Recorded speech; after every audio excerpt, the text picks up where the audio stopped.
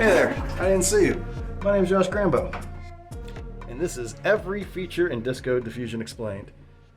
You clicked on it?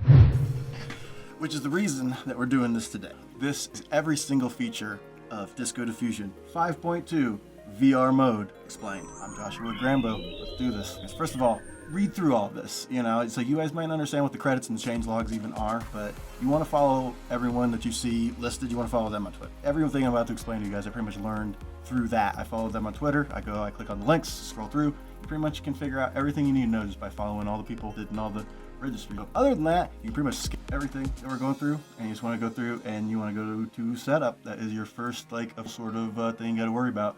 The only reason you really have to worry about it, this little guy right here, check your GPU. I am a Collab Pro subscriber, a tier on this account, so usually I'm lucky if I get like a P100. What you're looking for in NVIDIA GPUs that are listed in order, the number one GPU that you want, you'll never get on a free account, and you'll probably never get on a Pro account, but you will sometimes get on a Pro Plus, is the A100. Number one, A100. Number 2 GPU, you can get V100. Number 3 GPU, you can get P100. Number 4 GPU, you can get the T4. Ironically, T4. The next one, the K8. The K8, that shit off. Don't do it. You can sit here and pretty much just spam this as much as you really like within reason. So I usually recommend just running all the cells, close up, and just run all. You can run all 6 cells just by this. So first of all, go ahead. Run the cell, GPU, see what you get, see what we get lucky here. What do we pull here? You're gonna look right here, and we've got P100, which is a damn fine GPU for the second tier that I have. Usually you're gonna start off with a T4, and you'll have to reject it. If I didn't get the GPU that I wanted, the P100, that's fine with me. I would just come up here to runtime, disconnect, and delete runtime. We would go ahead and do that. I'm not going to do it because I'm satisfied with this P100. And then you can either refresh or not refresh. It doesn't really matter. And just wait a minute and then re-click that button. And if it comes back and it says T4 again, you can re-click it. If it says K8, fucking delete that runtime and redo it. Never accept a K8, just the shit you don't want. T4, that's 100% acceptable. And anything with a Tesla P100 and up, that is a gold mine. If you're totally down with your GPU that you got, which I am, you can go ahead and just sell up. Just go ahead and hit run all. Definitely is advisory. Just go ahead and sync your Google Drive to it. They made it so much easier. No more password copying. Go ahead and accept that. And then sight unseen. As long as you got a T4 and up, just go ahead and just run the second cell. That's essentially where you download all your models. There's the 512 by 512 one. That's the best one you can get from there. If you do have a crappy GPU and you just can't get out of the K80s or the T4s, go ahead and hit that and drop it down. That's post that out, and you can add any more of the models that you want, but be careful. Even with the V100s and up, I crash. I can't handle the VRAM. Like right now with the P100, what do I got? I got 25 gigs of VRAM. Not too shabby, but too many of these here models and it's just going to crash. But you can add models in. You want to, as it gets way better as you go. If you end up having a problem where cell is failing regularly, you can go ahead and check this box. Check model thing that will just kind of see what things are installed and what aren't, and it will try its best to get everything going. As far as everything else, go ahead and leave it. You want the DDIM, you want to use the secondary model, everything's fine in there. Love this. So I usually run number 1 and number 2 just closed, get them all done. You'll see that the notebooks are open like this. Code, what you can do is click anywhere, not see where your cursor is cursor mode, but you go to pointer mode. If you're in that mode, just double click in the gray and it will close it down. You can see as I go, we'll come across like this one is the prompt. You want that one open. Diffuse, we'll click. That brings us to section 3. So assuming that all of your section 1s ran just fine. And 2s, you'll see if you got a little green check mark there, that means that everything ran and installed and you are good. And now we get into the actual business of creating a notebook. So you want to change the title to just whatever, let's call this one King Tut for that tutorial. We got old King Tut here. I usually like the steps right around 200 to 250. There's no reason to go above 250 necessarily. In fact, you sometimes get a lot more flickering if you do. So you don't want to encourage any more flickering than you have to. Then the next thing is the width and height. Now, it used to be smaller in the different notebooks, but someone was feeling ballsy when they upgraded that. Fucking don't beat your head against the wall with these things. That the height and width on that is just too big. It takes ever just one frame. What I like to do is just go ahead and just cut them in half. This one, just go ahead and just plug that into 640. This one's 768. What we got there, that would be 384. And then just cut them in half. Nothing changes. Everything's still groovy. So everything from here has been fairly self-explanatory. Now is where we get into guidance scale. What is clip guidance scale? If you don't know what clip is, contrastive language image pre-training is what essentially does everything. It controls all of the facets that you would be into. Oh, and you're gonna get this a lot. I'm glad that this popped up. If you are not fully active, even if you are active, it will throw you this. If you are on a pro account, it will throw you this. And if you click it, it won't bother you very much. If you are on a free account, it's gonna throw you this every half hour or 45 minutes to an hour. And if you don't click it, it stops your video. And if it does not process the frames, you don't have them synced into Google Drive, which is why you want to sync Google Drive, they're just gone. No getting them back. They're just gone. Once your runtime is deleted, if the page refreshes, those frames are gone forever. Click the robot and you're done. The robot asking you for your robot. That's pot calling the kettle a robot. So what essentially, I downloaded this video. I thought it explained very, very well what it was that we're looking at when we're looking at. So let me open up this video. All right. When you are dealing with clip, when you're dealing with clip, think of it like this. This is what, so when you see the flickering of these animations, know that clip is going through and it is cycling these boxes, these cut boxes, and they are retabulating every single and of all the different screens. So when you see the cuts, those are cuts. Those are the things that are actually doing. So when you see the flickering, try to picture that's what it is that's doing it. It's trying to refresh it as fast as it possibly can. It's got all the frames on the outside and it's trying to keep it coherent in the middle. Once again, shout out to one of the unnamed folks up here in that's one of their videos shared in Twitter, and damned if it's not amazing. So that's essentially what clip at 5,000, I find it to be way underpowered. You know, you can take this 5,000, 15,000, all the way up to like 30, 35,000 is fine. So I like to set it at 25 for our need. It really depends on how fast you're moving through your scene, on how much you need the clip to go. I like to move fast, uses flickering, and so you want to go ahead and just pump that up. TV scale, it has nothing to do with television. It is an insanely complicated algorithm about how images are denoised and processed, and so don't worry about it. You can go as high as 1,500 on it, and it's essentially like a coherency between the noise. It's very, very low.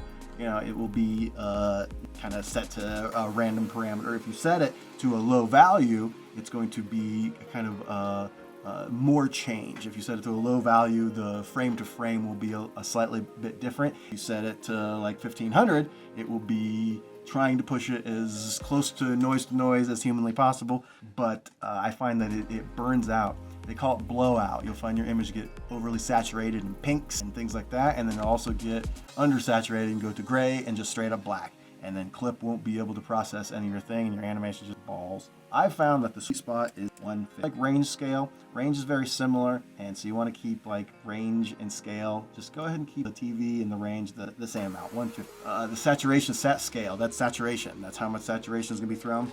I don't really trust 0 sets it to a random parameter, and I've had a lot of good luck with it, but as you advance in it, you know, you get to know what you're going for. And so I say that anywhere from like 1,500 is probably the minimum that you want to go. Somewhere around 3,000 is the max. You're going to get some super psychedelic and super pretty. I like to go with the bold colors because I like to move fast, so sometimes they bleed out when you go fast. So I just go ahead and set saturation usually to about 20. So the cut in batches, very, very confused. So it's when the AI does it, they kind of process it and they will cut each of the frames into separate things, and it's easier for it to task on that, and then they'll talk to each other and they'll be like, well, I'm a paw of a beast, so I'll do that. So and this is the way they talk to you. If you have a crappy GPU, you're gonna want to set that to 1, because the more cuts that you have, the more processing power that you are leading through. So you don't want to ever have too many cuts. I go ahead and leave it at 4 because I do usually get the good GPUs. So just between 1 and 4, whichever. Don't really worry. If you got a crappy GPU, go with 1. If you got a decent one, leave it at 4. No reason to worry about it. So clip OGS.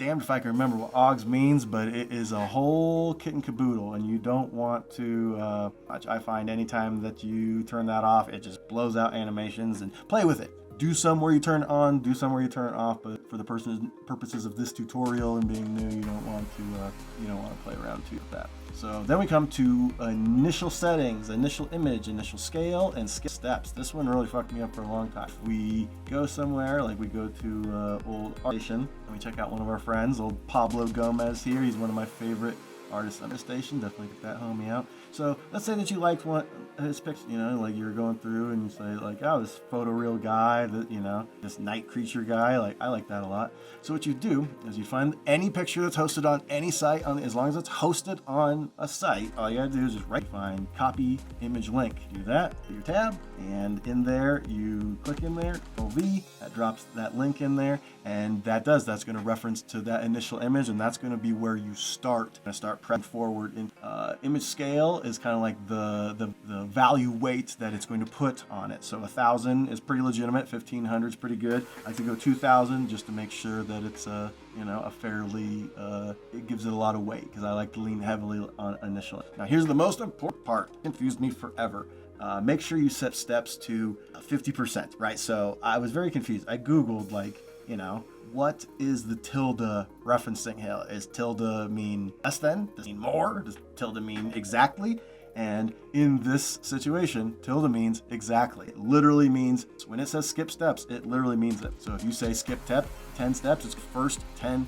When you first start doing your images, they're just chaotic noise. They're just pure noise. That's how diffusion works. It's with the random noise. It's piling on until it starts to reverse engineer how it can its way up into a real image. So when it says that you want it to be halfway, that's if you want it to be exactly close to your image. Now, I recommend that you do. This way you can have control of where your animation goes, is to control where it starts. So if you are up here and you have 250 steps, and you want to come down here and you want to do 125. It's 200, you want 100 steps, and so on. So make it exactly. Now, if you don't want it to be exactly like that, you can do a little more, and that will usually be, I would never like to do more than 50% steps. It's less than 50%. It gives you more noise. So you're going to have a lot more variety. It's going to see a lot more kind of imagery in the noise, and it's going to pick out what it wants to do a little bit easier if you go less noise. I recommend, once again, for tutorial, go right on 50, where exactly 100% the image, the steps, no noising of that. So when it goes and starts rendering the actual image, there's no noise to make it start having its own thoughts and going in other directions. Right on that image from where you go from there. That's the one of the main confusing sections. Now we open up this tab right here, animation settings. See code, close that down, click on there, close it down. Animation mode, this is where you get to click. 2D is left and right. It's got a pretty cool aesthetic to it. I do recommend using it. 3D is pretty much what I always like to use. It gives you way more options as far as zipping around and doing depth mapping and figuring out where you want to do. And video input, that's where instead of using an initial image, you use an initial video. So if you wanted to use a video instead of an image and have it do disco diffusion frame by frame, instead of having it just do one frame and then go off on its own devices, it does its own devices to every single frame of your video. We're not going to do that in this tutorial. Easier, and if you understand 3D, you understand the rest of. So go ahead and set that to 3D. The video input settings, don't worry about that. This is your next thing. It says 2D animation settings, but it's all set. Next frames, got set to 10,000. Go ahead and leave it. You're probably never going to get to 10,000 frames, but if you do, leave it on there. This is where things start to get into the actual nitty-gritty of your decisions on how you want to make your animation. This is what describing this to you guys is not going to be okay. If you're not super familiar with like how vectors work, and you're not super familiar with like the axes of like X, Y, and Z, X, Y, and Z for you European, Z for any non-Americans, like us Z. Why would we call Z Z when we could call Z Z? Smarter. Point being, this is where the rubber meets the road. So if you understand X, Y, Z, then you maybe skip through this real quick because it's kind of confusing. So translation, that's left and right, up and down. It's like, so if you look at a piece of paper and you were to plot on the X-axis, it is horizontal. I always think of horizontal. They call fucking the horizontal mambo back in the day. That's how I remember it. Horizontal, you're laying flat, right? So horizontal, That's left, right. That's your x-axis. Y, up, down. If you're going Y, and you're going up, down. If you're going X, you're going left, right. So that is usually with the 3D animation. I don't recommend it. You get a lot of smearing when you do the translation. So I usually use those fairly sparingly, and although I've been getting more into it because I've been rolling back on Disco Diffusion 4.2, 4.1, whichever it is, and it gives it pretty cool. So play with it. This tutorial, we're not good. So just save yourself a little bit of headache. You can know that this is how the keyframes of Disco it has to be exact little naming convention, and it has to go. Frame number is the frame that you are going. Then your colon, space, parentheses, speed in which the thing is going to happen. Now this confused the living hell out of me. What is this number based off? Not much at all. There's no units, isn't degrees. This is just the amount of force that arbitrarily was set, and then you're really going to have to, so it's a pain in the butt. And so when I say that we've got the X transition, we've got our left, right, we've got our Y transition, we got our north, south. So then if this is 2D, why is there a Z translation? That is forward. Z is your forward. Y is up, down, left, right. Z is your forward, backward, 3D space. So you might see that by auto, they're all set to 0, except for translation Z is set to 10. That is going to, from frame 0, you are going to be going 10 units fast forward.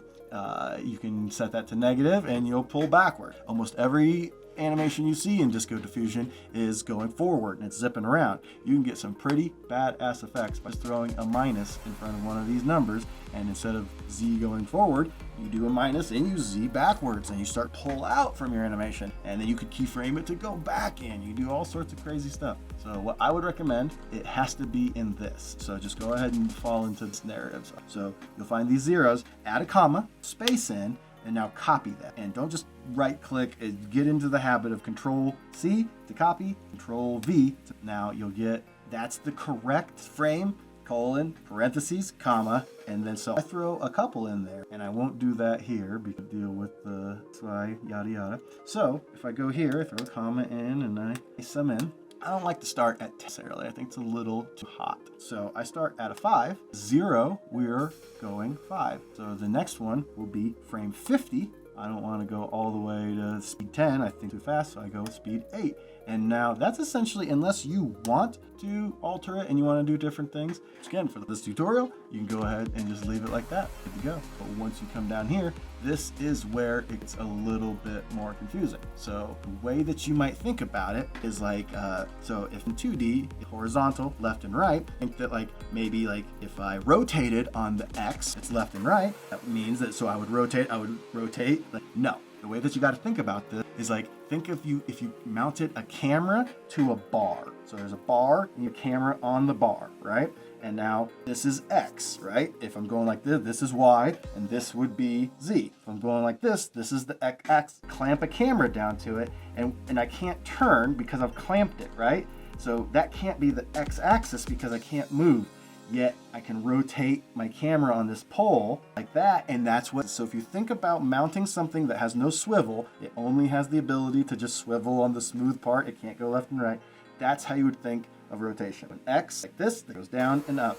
Y, actually you're left and right. That's how you do it. Z, that's your barrel roll. Think about it like that. Z, you're on there, it's your barrel roll. Y, that's your side to side. And X, that's your up and down. Confused the shit out of me. I came from the school of Blender. Also Blender people. For some inexplicable reason, Blender decided to put the Z axis as north-south. That's not telemetry, any form or fashion. From airplanes to Maya to Unreal Engine, everything you do, Disco Diffusion and on, Z is not north-south. Y is up and down. That is your up and down axis for some reason in Blender. Z is. So it confused the living hell out of me coming from Blender into this, where I had to completely figure out, it's like, oh, the Z axis is forward, not up. What the hell is going on, Blender? So that's your Z trend. So I don't love up and down of the Disco Diffusion, like whatever you're going for, do it. I really like the side to sides, So because like Z, it's your, you got your barrel roll, and your Y, your side to side.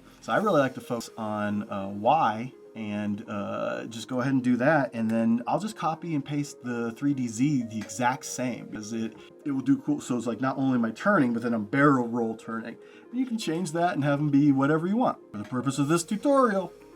All right, so remember, throw a comma in there, and then go ahead and then put a space, and now just Control V, a bunch of those zeros in there. Now that you have that, set it to 0 equals 0, and then set it this for this time, because now you can understand exactly what's going on. So I will set it to 150. The next one I will set to 80. The last one I will set to 210. So frames that this will be going at. Disco Diffusion, unless you change it, it runs at 12 frames per second. That 120 frames is 10 seconds. So that would be 5 seconds, 60 frames. So if we go from 50 up to 110, 50 frames, so that will be 5 seconds, the time. And so you can go, and I would set it to like 2 or 3. That's going to give you a nice, if you go to 5, 3 or in this amount of frames, 3, 4, maybe 5 will get you almost a 360.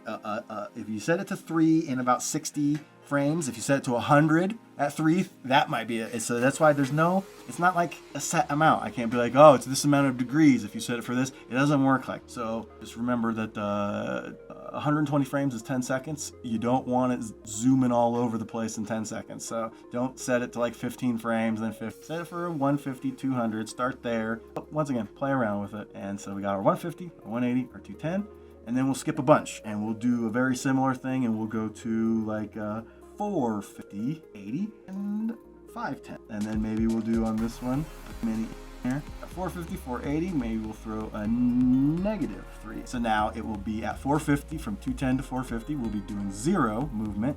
And then this, we're gonna slowly start ramping up 3 degrees of however much arbitrarily that's set to. You're in 3 units of fastness for 30 frames. You're gonna ramp up and you're gonna have that max speed. And then for the next 30 frames, you're going to ramp down until you're back at 0 and you're not moving at all. So right here, we're going to be going perfectly straight. We got our Z transition. We're going straight after 0 all the way up to, and at 0, we're not translating at all. We're not rotating. At frame 150, start slowly going. By 180, we're going to be going full speed, and then it's going to slow down. So it's going to be like whoop and slow down, and then you're faced the direction you're facing, and now your Z translation is local space, not global. So your Z translation, if you set it straight, you're not going to be going like diagonal. As now I'm looking here, and now I'm pivoting this whatever direction you're looking, that is your Z. It is local space. So essentially we can leave it right there. But like I said, I like to do a little thing where I will copy and I'll throw, and I will just paste in, so this way that instead of just turning, we're turning and rolling. I think it gives a cool, so as we go, going ahead, the Midas, leave all this the same. I haven't had good luck changing many of this. The far plane and near plane, once again, you can bump this up a little bit, maybe 500. You can bump this down a little bit, maybe 8,000. I haven't noticed a ton of field of view. That is what lens you are on. Standard to a 40 millimeter. That is 40 millimeter lens. I like to go a little bit higher. The less of the, if I got a 20 millimeter lens, I feel like the whole world has to render inside of this thing, and you don't want to do that. So instead, it's like something like an 80. Zoom in a little bit. Not super hella telephoto, but you know, enough to get in there. Padding modes, just leave them. I haven't had any luck playing with them, you know, and the experts tell me to leave them, so I'm telling you to leave. Then we get turbo mode. Turbo mode is a way of reducing, so instead of doing a step every single step, which would have the clip going everywhere and it would do it, what turbo does is it kind of depth maps. So if you set to steps, we'll skip clip steps for 6, and as it says here, that you can start to lose, you know, just read through it. Recommends, that's like, you know, yada yada. So I recommend definitely use it. All right, you definitely want to use it. But you might get, if you set it too high, you might get things where like trying too closely to the thing and you're not getting enough diversity. So I go with the lowest. That way I'm getting 2 steps of depth, then I'm doing I find that gives me best coherency setting is how close frame X, frame Z is. So if you go frame 99 and then frame 100, how close is frame 99 going to be rendered to frame 100? This very, very low, they'll be very different. Very, very high, they'll be very, very similar. Problem is that higher values or less struggle to add enough new zoom. And this thing is exactly why I turn settings from 5,000 to 25,000. There it will struggle to add enough detail because clip, you're zooming in and it's trying to keep it exactly the same, and it is keeping it the same, but then it's not able to like flash enough to get more detail in. So we turn up that clip, that gives us more room in there. So turn this lower, they will be less similar. If you turn it higher, they will be more similar. I like to leave it set to 1500. As percentage, that's the one that you want to mess. 40 would be that they're less alike. 80% would be that they're more alike, but then struggling to keep. I like a nice, that's one that's easy to play with. 70 for the purposes of the tutorial. VR mode. This is interesting. I've done it, but I never converted the actual renderings. It gives you 3 different animations inside of your thing. So for every frame, you get the real frame, just like any other frame, but then you get a left eye frame and a right eye frame that offset enough so you would put it in VR. I found that it works great. Leave it on the just normal settings and click the VR mode if you want to do that, but I really don't. So go ahead and setting. Again, code is open. Intermediate saves, I used to mess with it. I used to set it to 1. Don't anymore. It's not worth it. Figures itself out. So go ahead. And, this is some of the weird stuff. Perlin initial. That is what that means. Perlin is noise, color noise. Instead of just starting with like your regular Gaussian noise, the way that this would do, you can click that. I don't like it. Never had good results. Too saturated, too weird, too flickery. I don't like it. So I don't click on Perlin. I leave everything the same. But then underneath that, you'd think that like these would all have the same. There's these lines indicating, but no, these are all different. Leave that to mix. Randoms. ETA is how close noise values, kind of like things like latent diffusion. This is how I figured out what ETA was. If you're doing things like text, you want to set 0 because it's not going to put a bunch of noise in there and it's not going to like mess up. With text, you want straight lines and you want it perfect, so you want to set to 0. If you're doing like a forest or some sort of painting of scenery or something, set it to 0.9. It's any value between 0 and 1. So you want it to be between 0.95 and 0. So if you're doing like a nature scene, go ahead and crank it up. If you're doing something with little tighter lines, go lower. I just like to go usually with 2. It's the best way to go with ETA as far as the clamp gradient. So a whole thing about how clamping works. I don't really understand in Blender. I don't really understand Disco, but I know what it does in Blender, so I know what it does in Disco. And kind of clamps on, like in Blender, we can clamp caustic about it like that. So I found that the best results, get rid of it. ETA 2, remove that clamp, leave clamp mask, we're all good. Now we get into the cuts where the cuts, like we talked about before, that was like more of the bigger scale, because this is more on the, so see this czar equation, 12 times 400 plus 4, it's bizarre. It explains it up here. 40 first 400 to 1,000, right? 40 cuts for the 400 and 1,000, whatever. Here's the thing. I find that just like the scale, setting it from 5,000 to 25,000, it helps there. I think these are a little too low. So I like to click in there and don't disturb any of the naming conventions and all the, yadas. Set it from 12 to 20. And once again, this is if you have a good GPU. This will toast you if you have a crappy GPU. So leave these standard if you've got a lower end GPU one. Pick them up. 20 on that one, 10 on that one. Don't leave anything else. The multiplier to get you going in the beginning, I find that works one same. And once again, with the inner cuts and everything. So if you've got a crappy GPU, use it to 1. I go ahead and reset it to 4, just like the upper one, because it helps, just the more cuts, the more beautiful it's going to look. Okay, so almost to the diffuse and prompts. Fairly, you want to know a lot about filmmaking. You want to know a lot about how models were trained. Like a lot of the models that we downloaded in tab 2, we were downloading all the models.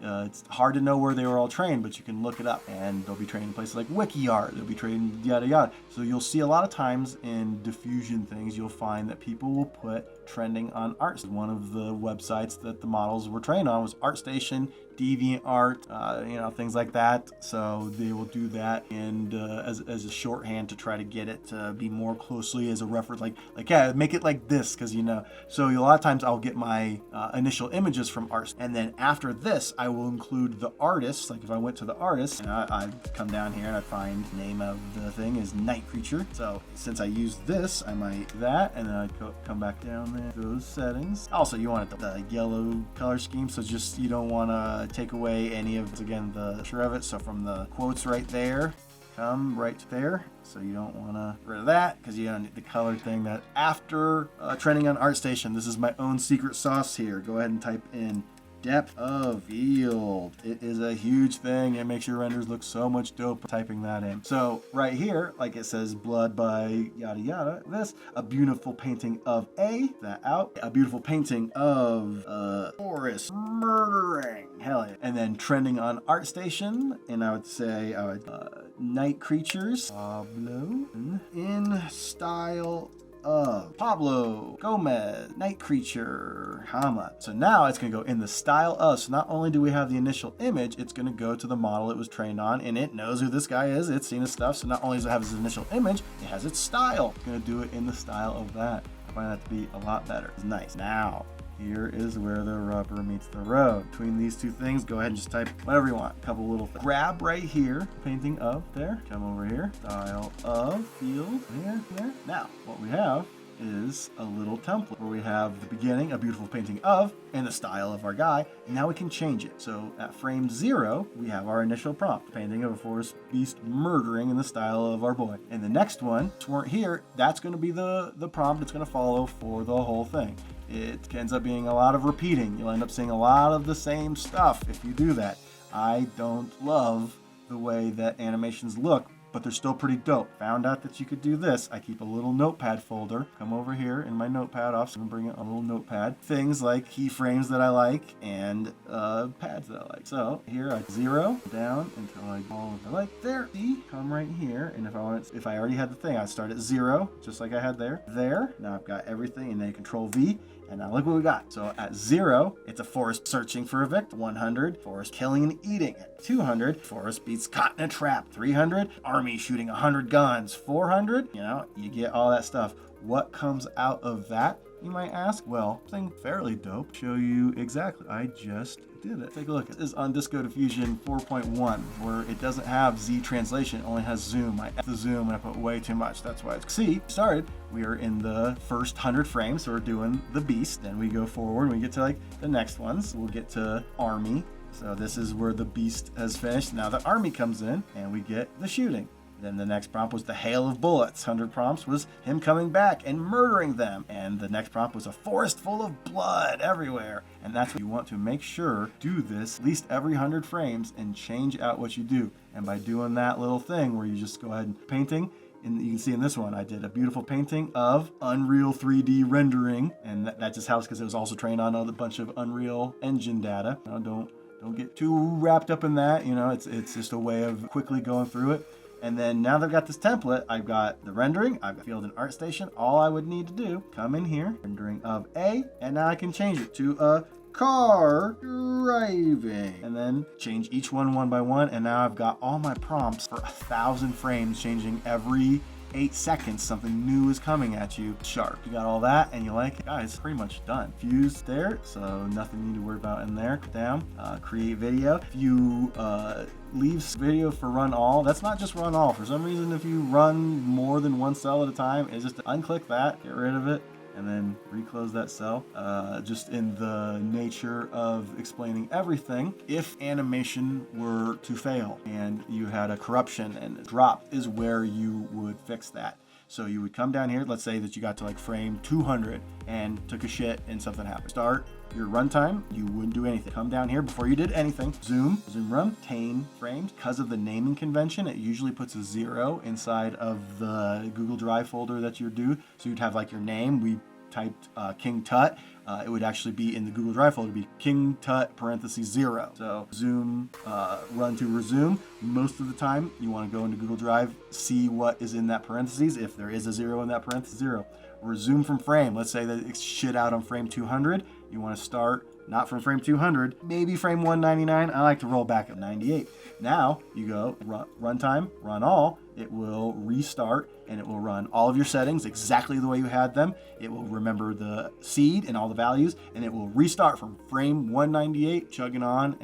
That's your way out. Every single setting in Disco Diffusion, my friends. So right now, all of our settings are done. Scroll up. And we know that 2 of the longest parts of thing are the initial setup. You gotta install a lot of files and everything. That takes a little bit of time. That's done. Number 2 also takes a long time. Done. 1, 2. Then we went and did all of our settings. That way when we come back, everything's groovy. So now just go ahead and close them up. Down 3, 4 is open, close it. 5 is open, close it. And now we know 1 is ran. 2 is ran, 5. And you're done. Literally is it. Now open up your diffuse tab, scroll down. Now you're gonna see this is, oh shit, see now I fucked up. You don't want to, if you haven't done start a, do that for reading. So I accidentally ran it and I did the resume run. And I don't have any frames done yet, so I wanna do that. Those, all right, so now that's the standard way it would be. And I don't have to do it, but I can just redo it and go ahead and do it again. Run 1, 3, 4. Now when we come down, 0, the model. Then what happened?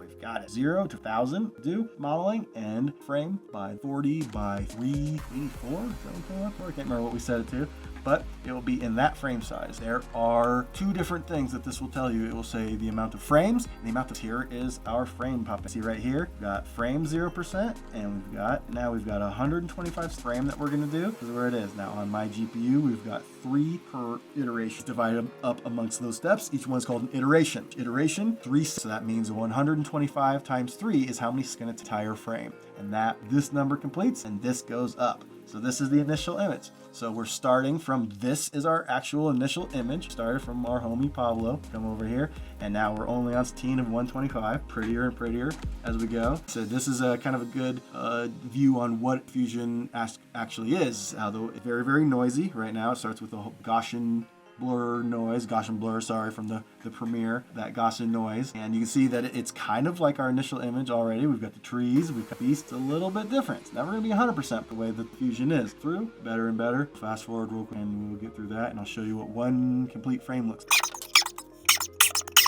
Taking quite a long time. I can take a second just to explain a couple more things to you guys while we're waiting. You got this side panel here. Through the little hamburger menu, that is how you scroll real quick. Instead of having to scroll all the way up, like if I wanted to go all the way up to like number 2 and check out what I was doing, instead of like scrolling up and up and up and up and up and real quick, anything you want to do. If I want to go define the prompt real quick, I can go there. If I want to go up, it's like, oh crap, I messed up something in settings, or maybe I want to change the cut. Come down here real quick, blam blam. That is your guy there. The next one you want is this little triangle file icon, is where everything is stored. These are all your models. I gotta really worry about that. We're concerned with the synced our Google Drive. We're gonna find it. Drive is right there. Down that menu, it opens up to My Drive. My Drive is called. I drop it down. Now I've got all the different things I have, but in Disco Diffusion, it opens up a folder for you called AI. In that menu, I play with a bunch of different things. I play with latent diffusion. Definitely check it out. I love to play with centipede diffusion. That's combining latent diffusion and commend it. As far as what we're doing right now, we're just My Drive, AI, diffusion, down. We've got images out, initial images, and models. We're looking images out, cut, and drop it down, is where all of our frames will be in. We've got a retained folder in there because I accidentally ran it with the resume thing. And so when you save all the frames there and here, retain overwritten frames to what happened. So that folder retained is really only there because that. Otherwise, this would be an empty folder waiting for come in.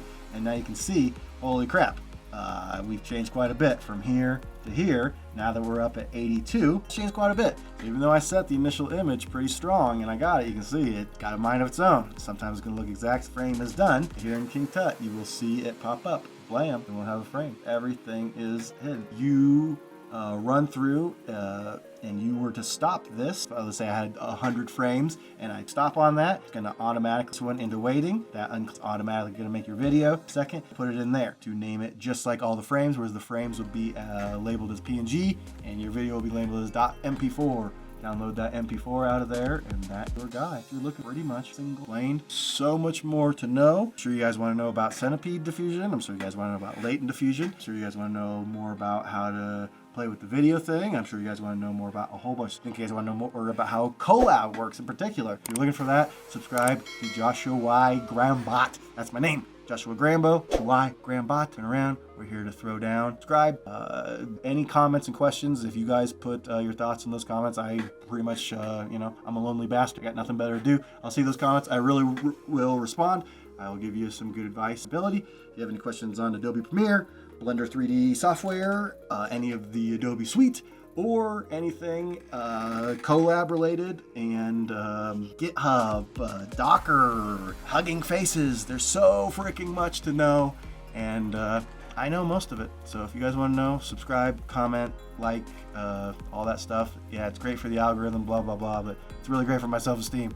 I don't want to make stuff if you guys request to get guilt tripped into it. So if you're real people, if you let me know you're real people, I will acquiesce to your desires, pleaser. I'm a stand-up comedian in Denver, Colorado. If I found any of this to you to be helpful. If you found any of what I said helpful, what can you do to help me? I do have a Patreon. I do have a Venmo at JoshGrambo. Send $1. Who cares, right? But the thing you can really do that is non-financial is go watch my stand-up over on my YouTube channel. I'll throw it up right here. A lot of good stuff. I'm a new talent comic at the Denver Comedy Works. If you follow Joe Rogan, you know about the Denver Comedy Works, one of the greatest clubs in all of the world. So JoshGrambo on YouTube. Check out my stand-up. And if you have a bar or a venue and you want comics to come to your town, hit me up. Looking at freerollentertainment.com. We will come to your town and we'll do stand-up, and I will teach you how to do diffusion in person, and we will liquor probably. My name's JoshGrambo. Fuck off now.